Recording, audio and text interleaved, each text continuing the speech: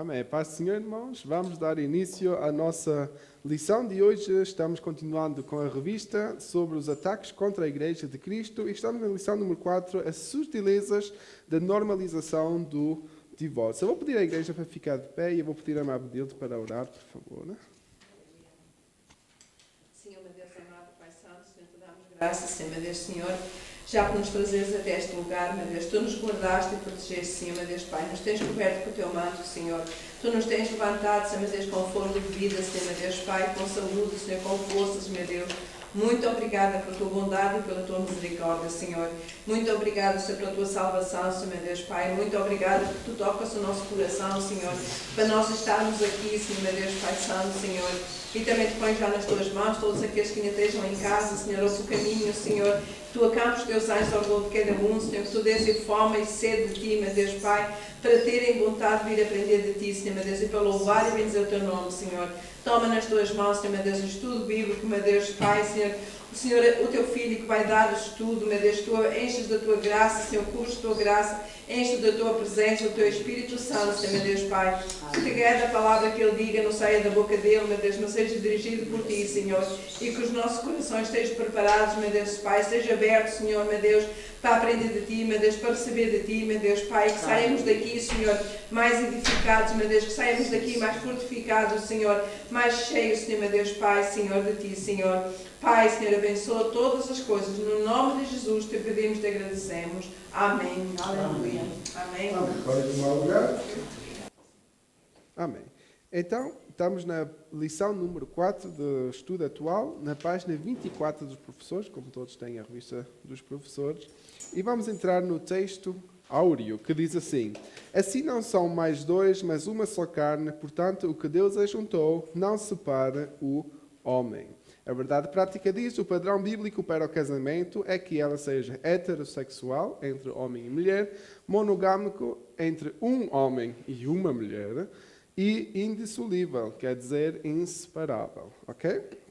A leitura bíblica em classe encontra-se em Mateus 19, do versículo 1 até ao versículo 9, que diz: E aconteceu que, concluído Jesus esse discurso, saiu da Galileia e dirigiu-se aos confins da Judeia, além do Jordão. E seguiram-ne muita gente e curou-as ali. Então chegaram ao pé dele os fariseus, tentando-o e dizendo-lhe: é lícito ao homem repudiar sua mulher por qualquer motivo? Ele, porém, respondendo, disse-lhes: não tendes lido que no princípio o Criador os fez macho e fêmea? E disse: portanto deixará o homem pai e mãe e se unirá à sua mulher e serão dois numa só carne? Assim não são mais dois, mas uma só carne. Portanto, o que Deus ajuntou, não separe o homem. Disseram-lhe eles: então, por que mandou Moisés dar-lhe carta de divórcio e repudiá-la? Disse-lhe ele: Moisés, por causa da dureza do vosso coração, vos permitiu repudiar a vossa mulher. Mas ao princípio não foi assim. Eu vos digo, porém, que qualquer que repudiar sua mulher, não sendo por causa da prostituição, e casar com outra, comete adultério. E o que casar com a repudiada também comete adultério. Ok? Nós, a semana passada, estávamos a falar sobre a questão do matrimónio, né? Estávamos a falar sobre o matrimónio bíblico e aquilo que a igreja, né? Ou melhor, aquilo que o diabo tenta infiltrar na igreja, né? Sobre a imoralidade sexual. E hoje vamos então aprofundar na questão do divórcio, que também houve algumas questões na semana passada, e eu acho que vai nos ajudar então a perceber melhor este assunto. A introdução diz: o divórcio é entendido como um ato por meio do qual o casamento é dissolvido. Nesse aspecto, o divórcio é a dissolução absoluta da aliança conjugal, tendo como resultado a anulação de seus efeitos civis. Dependendo da cultura, dos pressupostos religiosos praticados e da motivação que levou à ruptura do casamento, a prática do divórcio pode permitir o cônjuge contrair um novo casamento ou não. A lição de hoje fará uma análise sobre o divórcio no contexto das culturas bíblicas e contemporânea, devido à tendência contemporânea de vulgarizar o divórcio, tornando-o banal e normal. A presente lição tomará como padrão aquilo que as Escrituras Sagradas ensinam sobre este assunto. Também se orientará por aquilo que o nosso documento confessional, a Declaração de Fé, ensina e orienta sobre o divórcio. Como já falámos na semana passada, é um assunto que tem que ser tratado individualmente. Mesmo assim, a Bíblia nos ensina certas coisas e é sobre isso que nós vamos falar e também sobre um pouco de como a Assembleia de Deus trata com esse assunto, porque já houve muitas discussões e então começou-se a escrever de maneira que é recomendado aconselhar um casal que esteja nesse processo de divórcio. Não? Nós sabemos que a Igreja nunca recomenda divorciar-se, mas sim tenta sempre a união, porque é aquilo que Deus também recomenda, porque, assim como Jesus mesmo disse, né, se somos uma só carne, entre homem e mulher, então o recomendado é que essa uma só carne continue sendo uma só carne. Não, mas nós vamos aprofundar isso durante a lição. Vamos ver o que é que diz o Antigo Testamento, o Novo Testamento e, mais tarde, o que é que tem acontecido com esse conceito no tempo atual. Amém? Tópico 1, o divórcio no contexto bíblico. Ponto 1, o divórcio no contexto do Antigo Testamento. Na Antiga Aliança, o plano de Deus para a raça humana é que o casamento fosse monogâmico, entre um homem e uma mulher, e vitalício, que é até à morte. Que podemos ler isso em Gênesis 1, 27, 28 e 2, 22 a 25. O profeta Malaquias afirmou que Deus odeia o divórcio, Malaquias 2, 16. Contudo, em certos casos o divórcio era previsto e em outros aparece como uma permissão, que é aquela lei que Jesus mencionou, né, em Deuteronômio 24, 1 a 4, que os fariseus estavam a tentar usar para enganar Jesus. Né? Em Deuteronômio 24, de 1 a 4, o texto afirma que uma das condições para o divórcio era o marido encontrar coisa feia na esposa. A expressão hebraica ervat davar, traduzida como coisa feia, possui um sentido de nudez ou coisa vergonhosa. O texto não especifica o que significa essa expressão. Isso deu margem para uma série de debates pelas escolas rabínicas que a interpretavam de diferentes modos. No entanto, fica claro que não se tratava do adultério, que no tempo de Moisés era punido com a morte. Fica claro também que após o divórcio a mulher poderia se casar com outro homem e que nesse caso ela não estaria cometendo adultério. Em outras palavras, em tal circunstância o seu segundo casamento era legítimo, mas seu primeiro marido, de quem ela havia se divorciado, não poderia se casar novamente com ela. Okay? Então nós vemos que no Antigo Testamento havia um procedimento diferente do que aquilo que Jesus mais tarde veio dizer. Nós temos que perceber que no Antigo Testamento, e assim como Jesus também disse, o povo obrigou a Moisés a criar leis que não existiam, né? Porque apareciam as ideias, eu vou divorciar, mas não gosto dela, e nós vemos até o termo, né? O termo que a Bíblia usa. Nós podemos, vamos abrir primeiro Deuteronômio 24, 1 a 4, que eu acho que é mais fácil nós depois percebemos, né? Quando aqui a Bíblia diz que se podia separar por causa de se achasse coisa feia, né? Às vezes nós podíamos interpretar como já não gosto da mulher porque ela ficou velha e posso-me divorciar, né? Mas não é isso que a Bíblia quer dizer, a paz do Senhor. 24, 1 a 4, e quem tiver pode ter a gentileza de ler. Quando um homem tomar uma mulher e se casar com ela, então será que se não achar graça em seus olhos, por nela achar coisa feia, ele lhe fará escrito de repúdio e lhe o dará na sua mão e a despedirá da sua casa. Se ela, pois, saindo da sua casa, for e se casar com outro homem, e se este último homem aborrecer e lhe fizer escrito de repúdio e lhe o der na sua mão e a despedir da sua casa, ou se este último homem que a tomou para si por mulher vier a morrer, então seu primeiro marido, que a despediu, não poderá tornar a tomá-la para que seja sua mulher, depois que foi contaminada, pois é abominação perante o Senhor. Assim não farás pecar a terra que o Senhor teu Deus te dará por herança. Amém?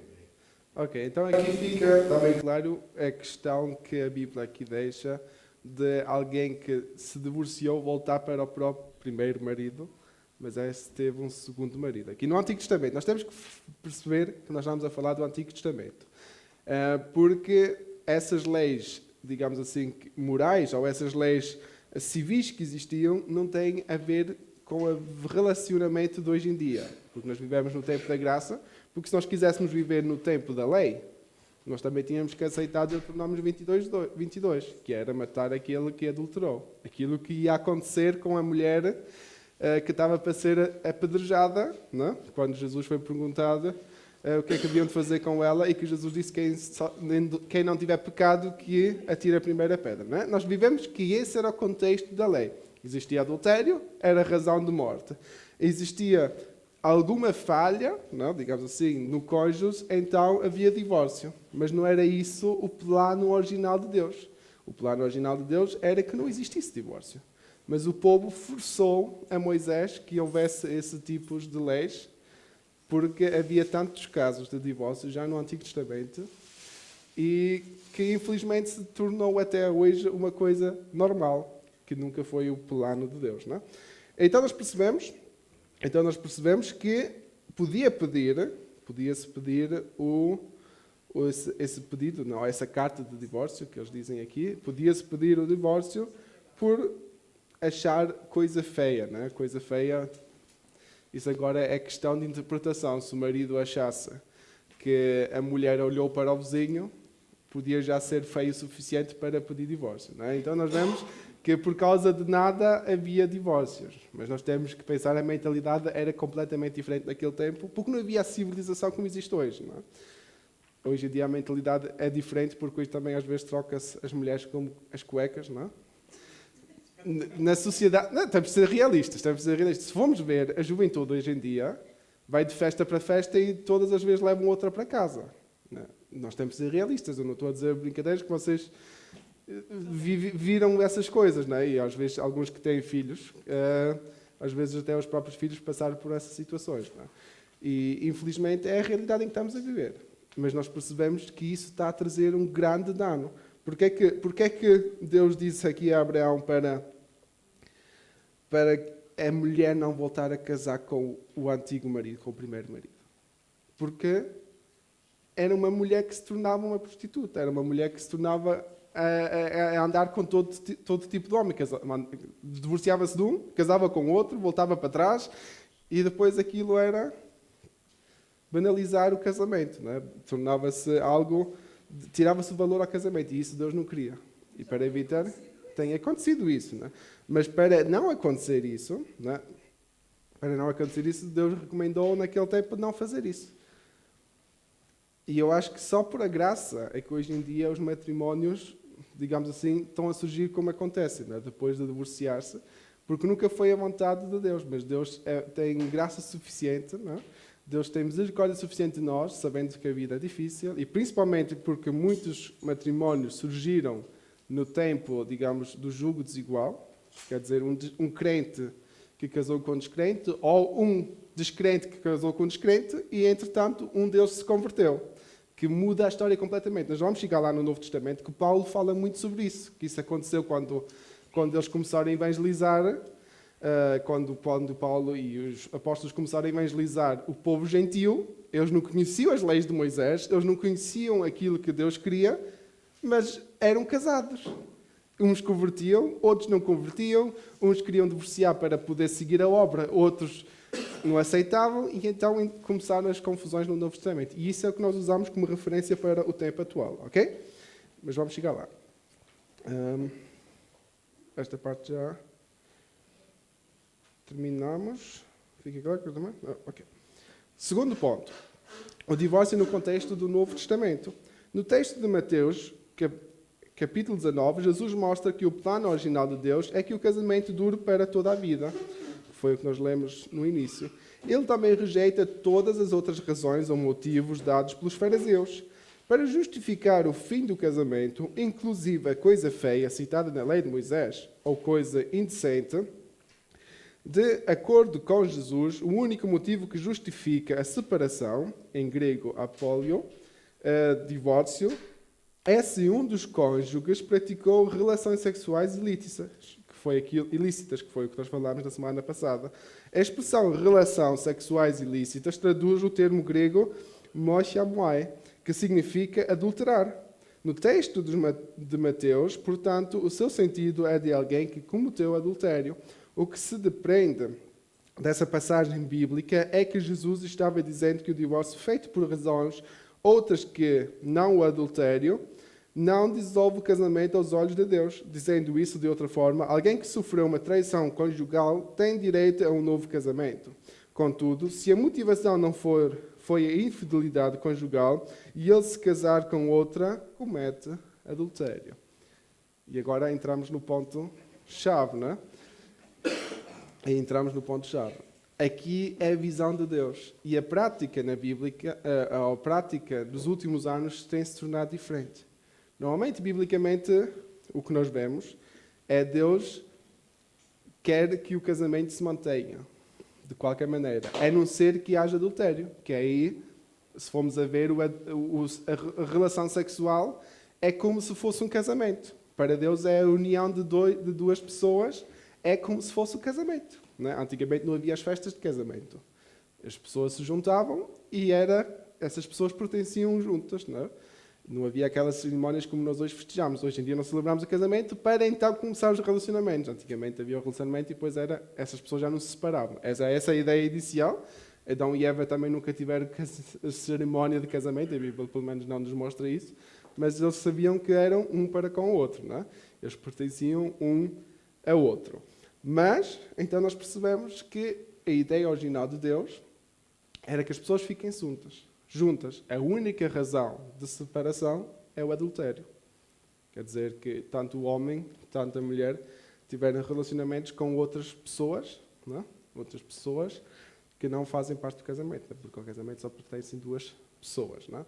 Porque o casamento cristão é monogâmico, mesmo que nós vemos, por exemplo, aí por exemplo, podia entrar agora o debate, mas Davi e Salomão tiveram tantas mulheres. Não é?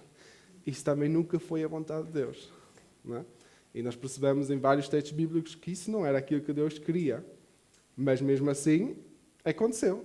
Não é? A Bíblia mostra pessoas imperfeitas, assim como nós somos imperfeitos. A Bíblia não mostra pessoas perfeitas. O único perfeito que está aqui na Bíblia é Jesus. O resto cometeu erros e falhas todo o tempo. Por isso nós não podemos tirar todas as pessoas ou melhor, não podemos tirar essa área pecaminosa como exemplo para a nossa vida. Não? Okay? Porque senão nós fazíamos o que queríamos. Não? Senão vivíamos como em Sodoma e Gomorra, mas talvez também tínhamos que sofrer as consequências de Sodoma e Gomorra. Não? Ok. Sim, irmão Paulo. Sim. Como é que fica a vida conjugal dos muçulmanos que casam-se com mais de uma mulher? Isso No conteúdo cristão. Isso é uma daquelas questões complicadas, digamos assim, porque enfim, ao cabo, imaginemos, não, se alguém tiver casado com mais de uma mulher e agora se converter, a coisa fica complicada. Porque tanto a igreja não quer o divórcio, como a igreja não quer que haja, porque a Bíblia repudia as duas coisas, não é? Isso é um caso a analisar. Isso será um caso a analisar, porque eu não vou ter resposta para isso. Irmão, se aparecer aqui alguém com 5 mulheres, eu vou dizer, olha, escolhe uma, talvez, não sei, mas ele depois vai dizer que ele gosta delas todas e elas depois é injusto para aquelas que... Vai ser difícil. Isso só muita oração e jejum para tomar a decisão certa nesse momento, não é? Irmã Moreira. Yo pienso, un ejemplo, yo diría que si la Biblia dice que dos personas, una mujer y un hombre, son una sola carne, eso que significa que lo que ellos están haciendo no es bíblico, no es correcto, eso está fuera del contenido de la Biblia, porque también según ellos no pueden casar las 7, ellos van a casar una, ahora 7 mujeres nunca van a casar. Bueno, pero ahí la cuestión es porque hay países que aceptan eso, ¿no? Sí, de mais que uma pessoa. Há certos países na Ásia, há certos países em África que aceitam a poligamia, não é? Que é algo comum, e então aí entra o problema, porque eles estão casados oficialmente, eles têm mais que uma mulher oficialmente, e nós vamos ter que gerir isso. Mas isso é em todas as áreas, por isso que cada caso é um caso. Durante os anos de Deus não é correto, mas... Sim. Cada uma vez. Sim. Mas depende do país. Depende de nação, porque nós estamos habituados ao sistema europeu. E na Europa, um homem e uma mulher, e hoje em dia, pronto. Mas em outros países pode acontecer que não.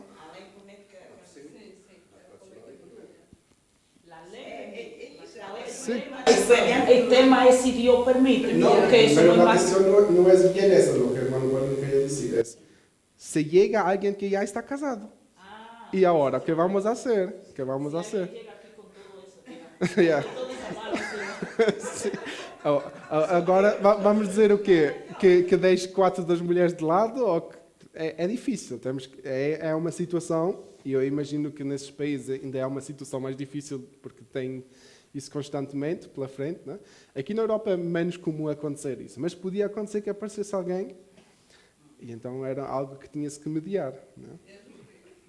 Deus nos livre, não, que Deus o salve todos, mas nós temos que ver, nós temos que aprender a tratar com esses assuntos, e só Deus nos ajudar para mediar isso da maneira correta, não é? Da maneira correta. Mas, Estou a lembrar de uma passagem, aquela de quando Natan foi falar com Davi, por causa dele ter do adultério com a mulher do Urias. E a palavra que o profeta disse a Davi, disse, tu tens tantas mulheres, e se não te chegasse, será que eu tinha poder para te dar mais? Interessante, foi aquilo que Deus disse. Ele não precisava de ter arranjado o adultério e matava o marido da outra, que Deus, se visse que ele tinha mais necessidade de mais mulheres, ainda lhe dava mais. É interessante, é uma palavra. não é porque Deus permitisse esse tipo de coisas acontecer, mas eu acho que nesse aspecto o que Deus quer dizer, ou usou o profeta para dizer, tu tinhas tanta escolha e foste buscar aquela que era da outra. Não é? Que é claramente contra a lei de Moisés, não é? Que deves cobiçar aquilo do outro, não é? Que é um dos 10 mandamentos. Pronto, eles tinham aquela prática, não tinham as concubinas, mas não era algo que também Deus gostava. Não é? A Bíblia fica muito clara nisso. Não é? Podia ser que era algo que acontecia, não é? Porque a Bíblia também explica porque é que essas coisas aconteceram. A poligamia existia antes para que, digamos assim, houvesse uma grande multiplicação. Se nós formos ver os patriarcas, antes de haver a lei, os patriarcas todos tiveram mais do que uma mulher. Mas a questão era a multiplicação, não é? Para que o mundo não era povoado, havia Adão e Eva no início, então aquilo para crescer mais, mas Deus nunca gostou desse ato por fim. Não é? Nós percebemos que não era algo que Deus queria, porque já no primeiro capítulo da Bíblia ele diz que um homem e uma mulher. Sim, um homem e uma mulher, não disse 2 homens e 3 mulheres. Ok? Pronto, vamos continuar então. A declaração de fé das Assembleias de Deus reconhece a legitimidade de um novo casamento quando o motivo do fim do primeiro casamento foi o adultério. No contexto das cartas de Paulo, o casamento também é para a vida toda. Contudo, o apóstolo trata de outras situações não contempladas nos Evangelhos. Escrevendo aos Coríntios, Paulo se refere ao casamento entre cristãos e o casamento mistos, quando um crente era convertido ao Evangelho e outro não. No caso de crentes, Paulo diz que se o casal vem a se separar, que não se case de novo ou que se reconcilie. Aqui nós vemos então a recomendação do Paulo, que é um pouco diferente do que aquilo que o Antigo Testamento diz. Ou se separar-se, que não casem, ou então que tentem reconciliar-se. Não é? Quer dizer, que tentem voltar a casar a mesma pessoa. Essa é a recomendação que a Bíblia nos deixa. No caso de casamentos mistos, Paulo diz que se o cônjuge descrente abandonasse a esposa, esta não estaria sujeita à servidão. A maioria dos intérpretes entende que essa expressão não está sujeita à servidão, que é grego dedolotai, significa que o cônjuge crente que foi abandonado está livre para se casar novamente. Esse entendimento é seguido pela declaração de fé das Assembleias de Deus. Contudo, somente no caso que o abandono parte do cônjuge não crente. Então, para os crentes, e eu vou dizer isso, nós estamos a falar muito superficialmente, não é? Porque é muito profundo este tema e para tratar de todos os casos, além de uma revista que tratamos em 1 hora, é impossível. Não é? Temos que analisar os casos e nós vamos também perceber na última lição que, de verdade, é um processo muito doloroso e muito longo, não é? Para tratar de um casamento e de um divórcio. Não é?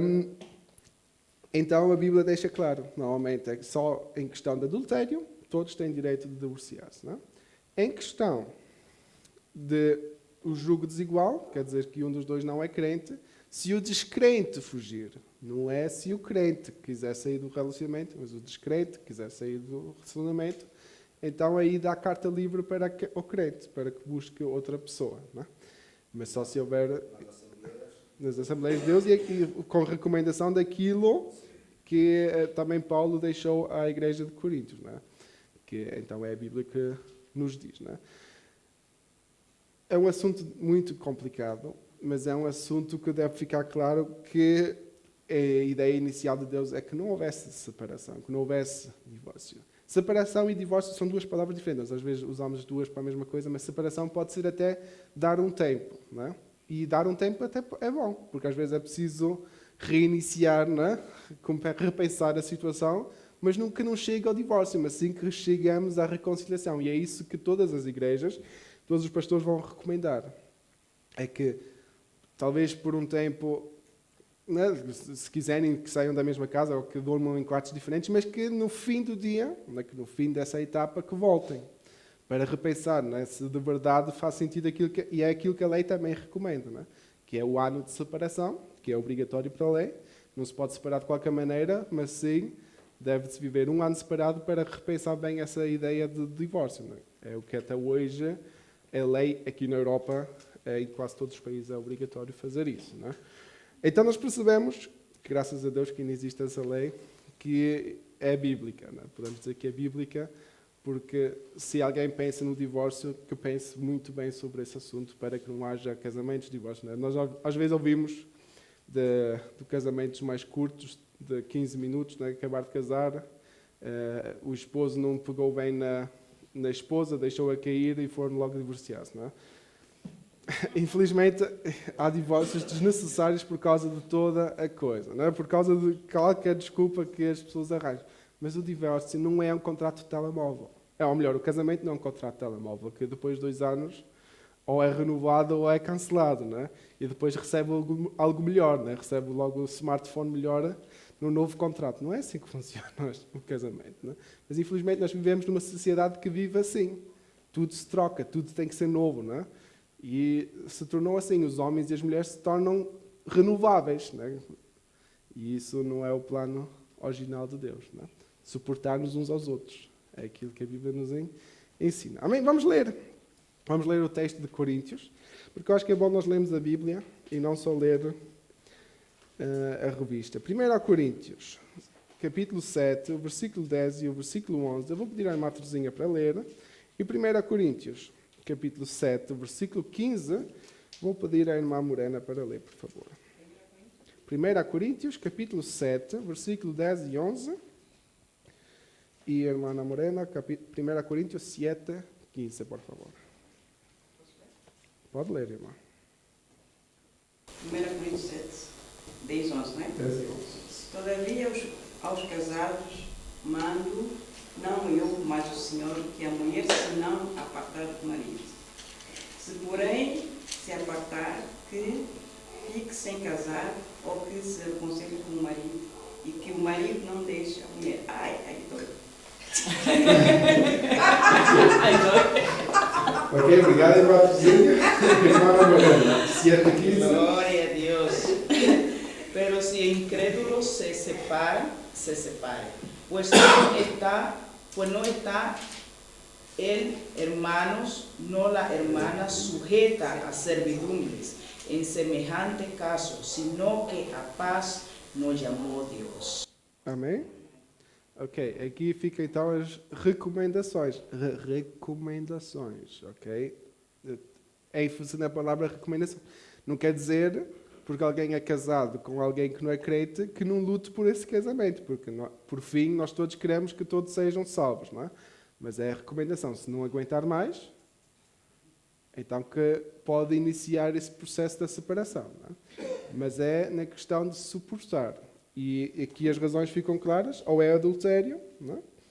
Ou é o jugo desigual, que se pode tornar muito difícil. Para nós, como cristãos, casados com cristãos, normalmente não há opção. Normalmente não há opção, porque se nós vivemos pela vontade de Deus, não vai haver o adultério no nosso matrimónio, e se como nós não somos o jugo desigual, não há razão para dizer, olha, aquela é mais bonita, aquela é mais bonita. Eu já casei a mulher mais bonita do mundo. É essa a única opção que nós temos. Não é? Pensar nisso. E suportamos uns outros. Nós todos somos de caráter diferente. Nós todos vamos sempre encontrar defeito no outro. Mas se nós começarmos a olhar também para os nossos defeitos, eu acho que nós começamos a perceber também eu sou insuportável. Não é? Se nós formos bem, eu também sou difícil para com a minha esposa, para com o meu esposo. E eu acho que nós temos que realizar isso. E eu acho que é isso que muitas das vezes falta. É nós comunicarmos, nós falamos as coisas e claro, eu acho que, volto a repetir, nós temos que ter uma reunião mesmo sobre isso, nós temos que ter um culto onde os casais possam abrir-se e falar sobre esses assuntos.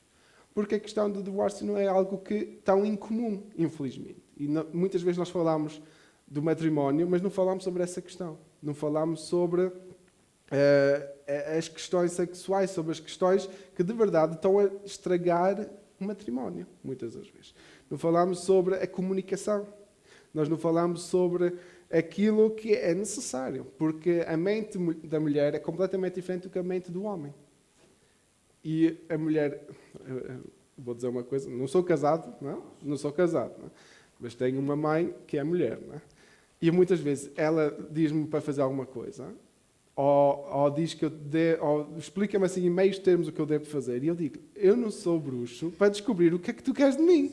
Explica-me as coisas, tintim por tintim, põe os pontos nos is, porque eu não percebo o que tu queres. E se acontece isto entre mim, como filho, com uma mãe, imagino que alguém que é estranho, não é? Porque eu já conheço a minha mãe há quase 29 anos, não é? Entre alguém que acabou de casar, pode acontecer o mesmo, porque o tempo de um namoro é muito mais curto do que o tempo de infância com os pais, não é? Digamos assim. Então nós percebemos que as mentes são diferentes. E muitas vezes é por causa dessas coisas que há discussões em casa. Porque um pensa que o outro vê e porque, em vez de dizer, não é?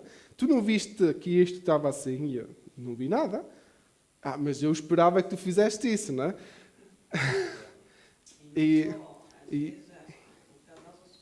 Depois que se têm a viver juntos. Na fase do namoro, é outra coisa. Depois ali que as pessoas vão se conhecendo. Isso ainda complica a situação, não é? Mas é por isso mesmo que nós, como cristãos, recomendamos aos jovens a ter um tempo, digamos, de namoro profundo na questão da comunicação. Conhecer a alma, conhecer o coração da pessoa. Porque muitas vezes nós apaixonamos por causa da aparência. Mas por dentro aquela pessoa pode estar muito podre. E depois não somos compatíveis, não é? Mas mesmo assim, nesta fase de namoro, as pessoas nunca chegam a conhecer-se profundo. Porque sim. Estão apaixonados um pelo outro, vejam tudo perfeito um pelo outro. Depois de estar a viver juntos, começam a notar realmente os defeitos que cada um traz. Sim. Porque podes estar a namorar durante 2 anos e não consegues conhecer ninguém perfeitamente. Ou, por exemplo, digo, conheces mais ou menos 20%. Depois de estar lá dentro da relação, é que tu conheces mais os outros 30% que estão lá dentro e começas a ver, afinal não era isso que eu esperava. Sim. Mas mesmo... Nem sempre, Patrick, são defeitos. São simplesmente diferenças, mas... Sim, são Sim. diferentes. Nós temos a tendência de pôr defeitos em tudo, não é? Mas é diferenças, porque a educação é diferente. Como ouvimos do pastor Marcos, não é? Que ele cresceu num lar em que o pai era forte, a esposa cresceu num lar em que a mãe era forte, aquilo quando casaram chocou. Porque os dois pensavam que tinham as calças vestidas e afinal ninguém tinha as calças vestidas, não é? São essas coisas. A educação é diferente. Entre culturas diferentes pode acontecer isso, não é? Mas o importante é nós suportarmos isso. Porque cada um tem as suas formas diferentes, não é? E se nós decidimos casar-nos, não é? Que é algo que a Bíblia nos recomenda, não é só casar para ter relações, que é o que às vezes acontece nos cristãos, porque é isso que falta, não é? Se querem cumprir de verdade aquilo que a Bíblia diz, então eles querem casar para fazer aquilo que não podem fazer, não é? Mas infelizmente isso às vezes também surge ou faz com que haja casamentos antes do tempo, não é? Porque o namoro não deve ser 3 semanas e vamos casar, não é? Só porque já já está tudo quente. Não é isso. Não é isso. O casamento deve ser bem pensado. E depois, claro que vai sempre aparecer, porque nós conseguimos, nós homens e mulheres somos espetaculares em não mostrar aquilo que nós verdadeiramente somos. Não é? Nós somos espetaculares em ser aparentes. Não é? E então pode acontecer, e acontece de verdade que só é visível certas formas do caráter depois do casamento, mas aí já tomamos a decisão e tentar suportar da melhor maneira. Não é? Porque assim como a outra pessoa tem as suas formas, nós também temos a nossa forma que talvez não agrade sempre a outra pessoa. E Deus sabe que nós somos assim. E Deus olha para nós com a sua graça e assim como Ele também nos suporta, porque nós falhamos constantemente. Não é? Assim, Jesus foi claro quando disse que nós devemos amar a nossa esposa como Cristo amou a igreja. Não é? Eu acho que fica claro, a Bíblia é muito clara nesse aspecto. Se Jesus foi disposto de ir à cruz pela sua igreja, quem nos diz que nós não devíamos de ir suportar a nossa cruz, ir até à morte pela nossa esposa? Não? Hermana Morena, por favor. Sí, Padre, tú estabas tocando el tema de que los jóvenes a veces se casan solo para tener relaciones, pero muchas veces quizá hay casamientos que también se convierten en que solamente son un casamiento para tener relaciones, y por eso es que muchas veces también hay mucha complicación, como se dice, porque un casamiento, yo pienso, como dice la Biblia, son un solo cuerpo, es para compartir muchas cosas, ¿tú entiendes? No para pensar, ok, yo tengo quizá una esposa y la esposa yo solamente la voy a usar en el momento que la preciso, en ese ejemplo. Y ese es el punto en el cual la gente tiene que tratar de mantener todas las áreas, ¿tú entiendes? Sí. Todas las áreas, no pensar, ya me casé, ya esa es mi esposa, ya ahora está todo en casa, ya yo no preciso hacer nada más. No, eso tú tienes que alimentarlo día tras día, eso tú tienes que cuidarlo día tras día, porque tú tampoco no coges una matiña y la dejas ahí, ya es mi matiña y no voy a cuidar de ella. Yo pienso que un casamiento es para tratarlo, mantenerlo, cuidarse el uno para el otro, ¿entiendes? Y va a funcionar, por eso es que muchas veces llegó, soy casado, está ahí, ya todo está bien, es mío y eso me pertenece y la persona se dedica, ¿entiendes? Bom, como eu estava a dizer, eu acho que nós temos que ter uma reunião de casais para aprofundar esse tema, mas é aquilo que a irmã Mariana estava a dizer muito, muito bem, é a comunicação que muitas vezes falta. Não é? A comunicação. O pastor Joel diz assim, num casamento ninguém vem pronto. Isso é uma verdade. Nós não nos conhecemos. E o ponto principal é o diálogo. Saber diálogo, haver comunicação, seja o que for, isto é central. Pronto, meus irmãos, vamos continuar, porque senão o tempo, mais uma vez, e depois vão-me dizer que eu já não posso ser professor porque estou sempre a passar do tempo, não é? Vamos continuar, não é? Mas eu acho que, irmã Morena, temos que fazer uma fecha para fazer uma conferência, uma semana inteira, tirem livre, não, tem que ser mesmo algo profundo. Ok, vamos continuar. Segundo tópico, a sutileza da normalização do divórcio. Ponto 1. O divórcio no seu aspecto legal. A legislação brasileira já foi muito mais rígida com respeito ao divórcio. Contudo, nas últimas décadas, as razões que justificam o divórcio podem ser várias. A partir da Constituição de 1988, passou-se a permitir divorciar-se e recasar quantas vezes fosse preciso. No aspecto legal, a legislação brasileira é muito fácil alguém se divorciar e se casar novamente. Okay? Isso é o que acontece no Brasil. Eu acrescentei aqui o que é que acontece na Europa. Já nos países da Europa é necessário viver no mínimo 1 ano separados, com a recomendação de consultar uma terapia matrimonial.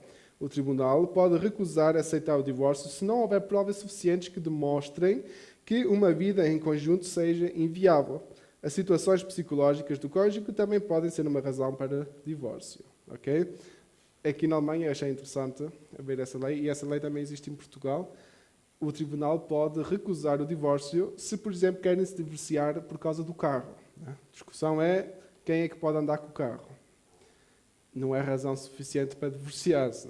Estão a discutir por causa de quem tem que cozinhar à noite. Não é? Então aí o tribunal vai dizer: vão tratar isso com um psicólogo, vão tratar isso com terapia matrimonial, mas não vão assinar o divórcio. Não é? Eu acho bem que ainda há esse tipo de leis, porque senão havia talvez ainda muito mais divórcios desnecessários do que há, e já há muitos. Já há uma alta porcentagem de divórcios, mas nós não somos aqui tão liberais como o Brasil nesse aspecto. Não é? No Brasil parece que todos podem se divorciar a torto e a direito e voltar a casar, não é? E às vezes ouvimos testemunhos de pessoas que casaram e divorciaram 5 ou 6 vezes. Eu acho que não é nesse ponto que nós queremos ter máxima. Não é? Nós queremos ter um casamento e o único divórcio que vamos ter é quando morrermos. Não é? Eu acho que é isso que Deus quer de nós, que é casar e viver até a morte, até que a morte nos separe. E lutar por isso, que nem sempre é fácil. Eu sei, quer dizer, eu sei não pessoalmente, mas eu sei por aquilo que eu vivi em casa, não é? E eu sei também aquilo que a minha mãe às vezes passa, não é? Não consigo imaginar por completo, mas deixo de ser abandonada pelo marido. Ela pela lei e pela Bíblia teria o direito de divorciar-se. Mas eu acho que lutar pelo casamento... Eu sou contra porque eu sou das pessoas que diz que lutar pelo casamento acho que vale a pena, não é? Mas a decisão é dela, no fim do dia. Eu, como filho, não tenho... Eu posso ter a minha opinião, mas não sou eu que tomo a decisão, não é? Porque para os filhos é sempre melhor ter os pais em casa, não é? Para os filhos é sempre... Eu tenho notado aqui, por exemplo, na Alemanha, praticamente, os casamentos, quer dizer, no mundo secular, são feitos apenas, muitos casamentos estão a ser realizados por causa apenas da declaração de impostos.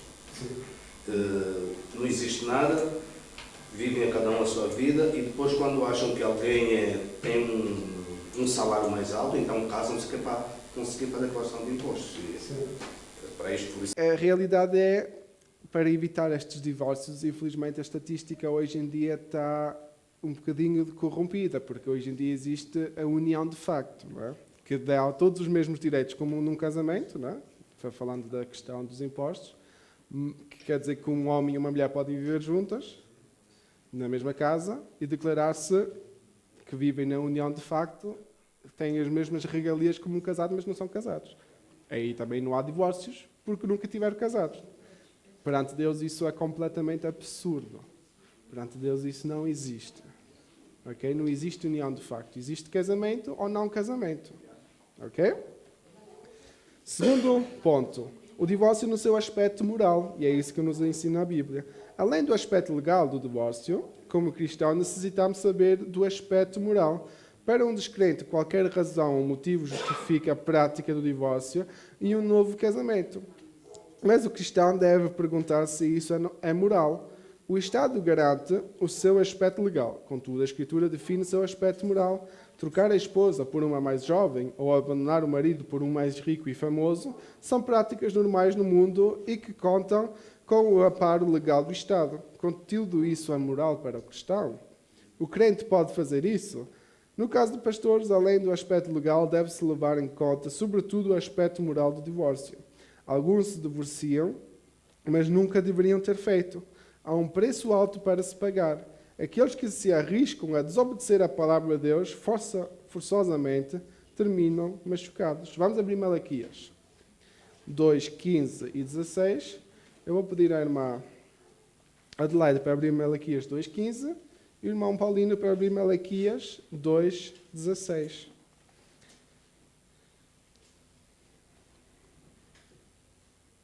Malaquias 2, 15.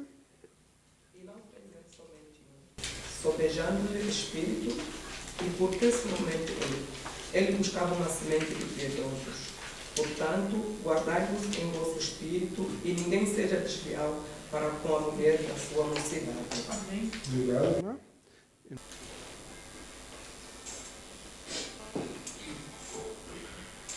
Porque o Senhor Deus de Israel, diz que aborrecesse o repúdio. E aquele que encobre a violência com o seu vestido, diz o Senhor dos exércitos, portanto, guardai-vos em vosso espírito e não sejais desleais. É daí, irmão Paulo. Muito obrigado. Tudo bem, está tudo bem.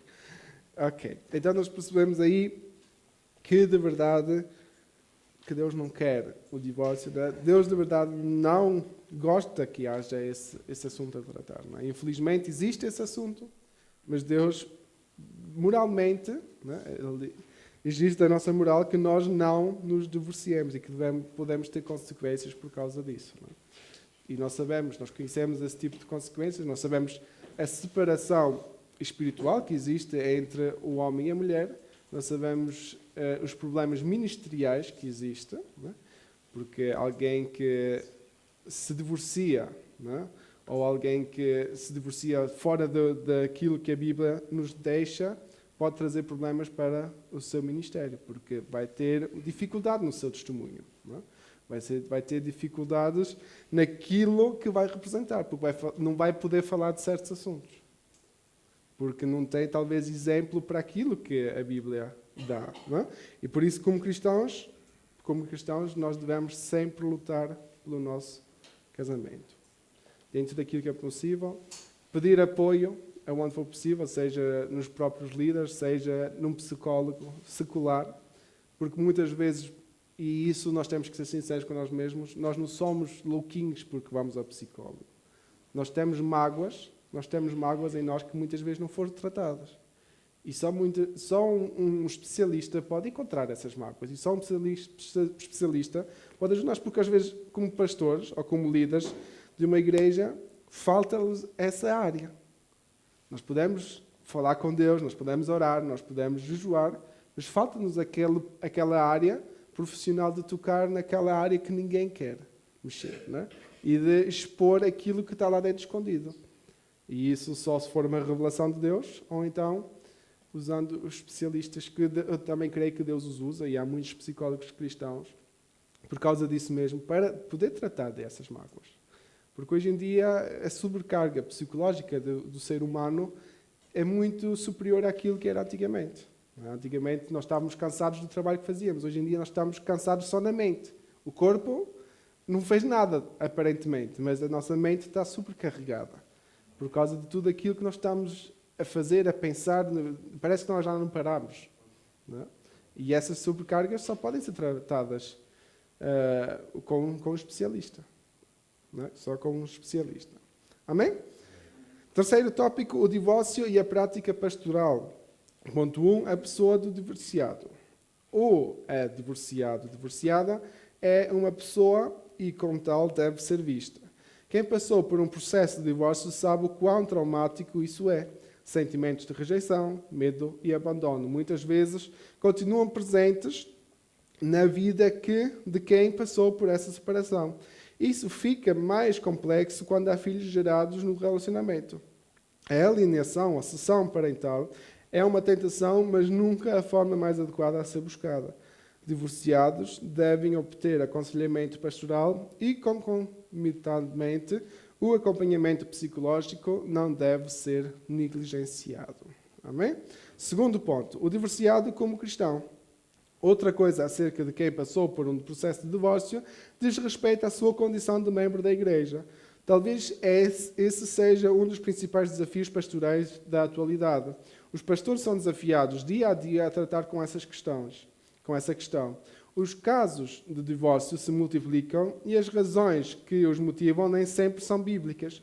Cada situação deve ser analisada com cuidado, de forma que o divorciado não deixe de ser visto como alguém amado por Deus. Contudo, que esse amor não sirva de justificativa para anular a justiça de Deus, que exige uma vida que se orienta por sua palavra. Amém? Então, para nós como igreja, fica claro. Se houver um processo de divórcio, nós devemos de amar e de cuidar dessas pessoas como nossos irmãos. Nós devemos de amar essas pessoas porque eles estão a passar por uma dificuldade, não é? E nós não devemos de pensar, esses aí são pecadores. Não. Nós devemos de amar as pessoas que estão a passar por esse processo. E isso para nós como igreja, ok?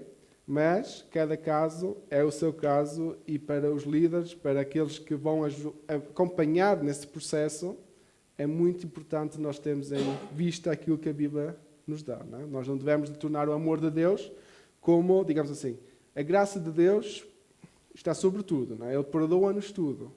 Mas isso não dá-nos uma carta livre para fazermos tudo o que nós queremos, não é?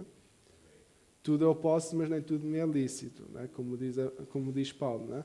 Nós podemos fazer tudo, nós podemos casar e divorciar 1000 vezes, mas vamos um dia prestar contas perante Deus por causa disso. Não?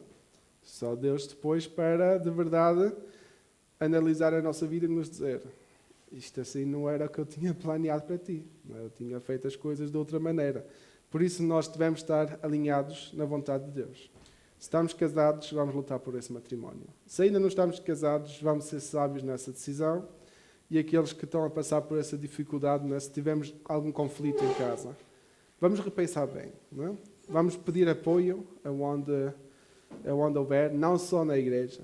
Sim, claro que Deus nos quer ajudar e Deus é, no fim, aquele que nos vai dar a energia, a força suficiente para suportar esse caso. Mas vamos pedir ajuda aos psicólogos, vamos pedir ajuda aos especialistas dessa área, não é? Porque eles percebem muito mais, digamos, dos traumas que podem existir do que mesmo o próprio pastor, não é? Porque, no geral, o pastor é alguém que não se divorciou e que não está a pensar nisso, não é? No geral, é uma pessoa que tenta ter um matrimónio, não é? Exemplar, e então não devia de ser esse o caso. Por isso, nós temos que ter isso em mente, não é?